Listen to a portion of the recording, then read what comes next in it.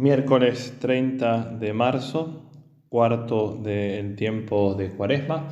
Soy el Padre Matías Bailet, misionero en Tenerife, en España, en el monasterio de Nuestra Señora del Socorro.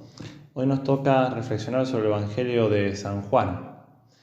Jesús les dijo, mi Padre sigue actuando y yo también actúo.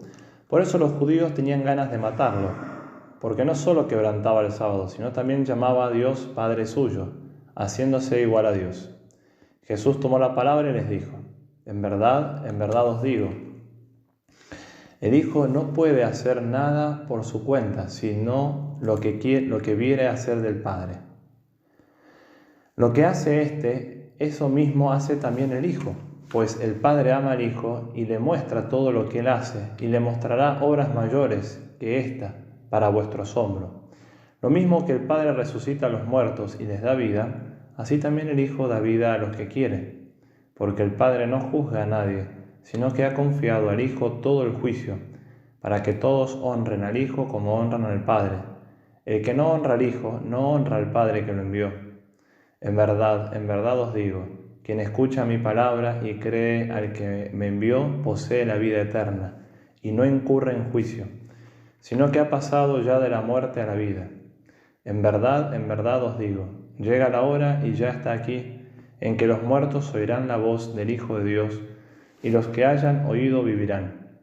Porque igual que el Padre tiene la vida en sí mismo, así ha dado también al Hijo tener vida en sí mismo. Y le ha dado potestad de juzgar, porque es el Hijo del hombre. No os sorprenda esto, porque viene la hora en que los que están en el sepulcro oirán su voz. Los que hayan hecho el bien saldrán a una resurrección de vida, los que hayan hecho el mal a una resurrección de juicio. Yo no puedo hacer nada por mí mismo. Según le oigo, juzgo y mi juicio es justo, porque no busco mi voluntad, sino la voluntad del que me envió. Palabra del Señor. Gloria a ti, Señor Jesús. Jesucristo, que es el Hijo del Hombre, es al mismo tiempo verdadero Dios, porque tiene el poder divino de juzgar las obras y las conciencias humanas. Y este poder es definitivo y universal. Él mismo explica por qué precisamente tiene este poder diciendo, como hemos escuchado en el Evangelio, el Padre no juzga a nadie, sino que ha entregado al Hijo todo su poder de juzgar, para que todos honren al Hijo como honran al Padre. Jesús vincula este poder a la facultad de dar la vida, con V mayúscula, podríamos decirlo. Como el Padre resucita a los muertos y les da vida, así también el Hijo a los que quiere les da la vida. Así como el Padre tiene la vida en sí mismo, así dio también al Hijo tener vida en sí mismo, y le dio poder de juzgar por cuanto es el Hijo del Hombre, como hemos escuchado. Por tanto, según esta afirmación de Jesús, el poder divino de juzgar ha sido vinculado a la misión de Cristo como Salvador, como Redentor del mundo. Y el mismo juzgar pertenece a la hora de la salvación, al orden de la salvación. Es un acto salvífico definitivo, dice Juan Pablo II. En efecto, el fin del juicio es la participación plena en la vida divina como último don hecho al hombre, el cumplimiento definitivo de su vocación eterna, es decir, este llamado que estamos todos a la vida eterna. Al mismo tiempo, el poder de juzgar se vincula con la revelación exterior de la gloria del Padre, en su Hijo como Redentor del hombre, porque dice el evangelista Mateo, porque el Hijo del hombre ha de venir en la gloria de su Padre, y entonces dará a cada uno según sus obras. Por tanto, el orden de la justicia ha sido inscrito desde el principio en el orden de la gracia. El juicio final debe ser la confirmación definitiva de esta vinculación. Es decir, Jesús dice claramente que los justos brillarán como el sol en el reino de su Padre, pero anuncia también no menos claramente el rechazo de los que han obrado la iniquidad, como podemos leer en Mateo 7:23. Por tanto, del Evangelio aprendemos esta verdad, que es una de las verdades fundamentales de fe, es decir, que Dios es juez de todos los hombres de modo definitivo y universal, y que este poder lo ha entregado el Padre al Hijo, en estrecha relación con su misión de salvación. Lo atestiguan de modo muy elocuente las palabras que Jesús pronunció durante el coloquio nocturno con Nicodemo. Dios no ha enviado a su Hijo al mundo para que juzgue al mundo, sino para que el mundo sea salvado por él. O como enseña San Pablo, Dios quiere que todos los hombres se salven y lleguen al conocimiento de la verdad. Si es verdad que Cristo, como nos resulta especialmente en los sinópticos, es juez en el sentido escatológico, es igualmente verdad que el poder divino de juzgar está estrechamente relacionado con la voluntad salvífica de Dios, que se manifiesta en la entera misión mesiánica de Cristo, como lo subraya especialmente hoy Juan. Si alguno escucha mis palabras y no las guarda, yo no le juzgo, porque no he venido a juzgar al mundo, sino a salvar al mundo. Sin duda Cristo es y se presenta sobre todo como Salvador. Él es nuestro Redentor, el Mesías.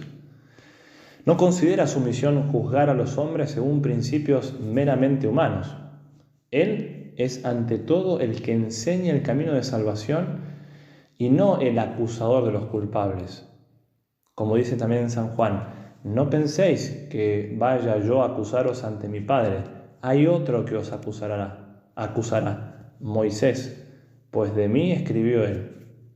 ¿En qué consiste? Nos podemos preguntar. Entonces, queridos hermanos, hoy nos podemos preguntar ¿en qué consiste el juicio?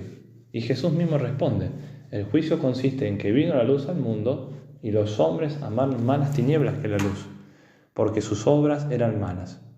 Por lo tanto, hay que decir que ante esta luz, que es Dios verdadero en Cristo es verdadera luz, ante tal verdad, en cierto sentido, las mismas obras juzgan a cada uno, nuestras mismas obras nos juzgan.